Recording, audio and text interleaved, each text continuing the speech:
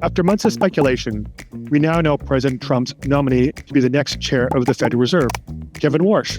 Current Fed Chair Jerome Powell's term is ending in May, and if confirmed by the Senate, Warsh will become the new Fed chair immediately after that.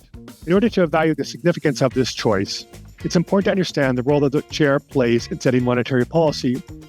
We in CIO are already doing that, which is the reason why we pushed back the next Fed rate cut until after Warsh takes office into June. The Fed chair leads the Federal Reserve Board and chairs the Federal Open Markets Committee, or FOMC. This is the committee that's responsible for setting monetary policy, including whether to cut or raise interest rates. While the chair is the most influential and public figure of all Fed officials, monetary policy decisions are made collectively by the FOMC members through a vote. However, the chair plays a central role in shaping the debate and reaching a consensus. Every 4 years, the U.S. president can nominate a new Fed chair or reappoint the existing chair. The nominee is usually someone who is already serving on the Federal Reserve's Board of Governors. That's not the case for Kevin Warsh, but he was a governor from 2006 to 2011.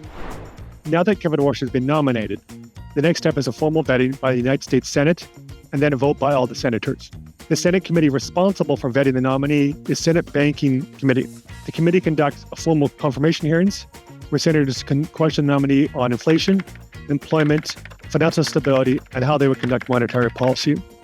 These hearings are closely watched by the markets as they offer sort of a glimpse into how the nominee will conduct monetary policy.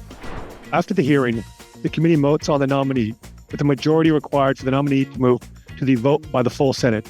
A simple majority is required for confirmation. Only after receiving Senate approval does the nominee officially become the Fed chair.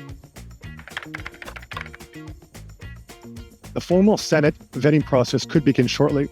The typical process could take 4 to 8 weeks from the time that the president nominates the candidate until the nominee is approved by the Senate.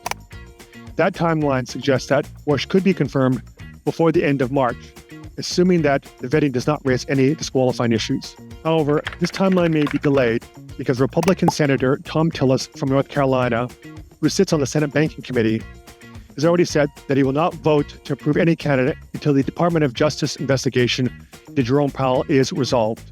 While investors wait for this vetting and confirmation process to play out, they are already assessing how monetary policy could evolve under a chair Warsh. This includes reviewing his past and present comments on inflation, interest rates, and the Federal Reserve balance sheet. While investors look into clues into how a Warsh-led Fed may conduct monetary policy, it's important to keep in mind that while the chair is the most important person at the Fed, the chair does not have unilateral authority.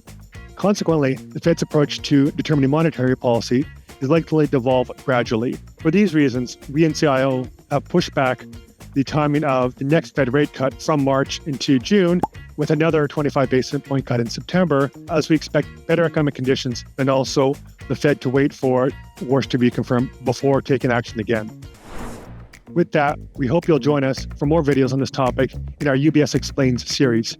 Thank you for watching, and see you next time on Circle One.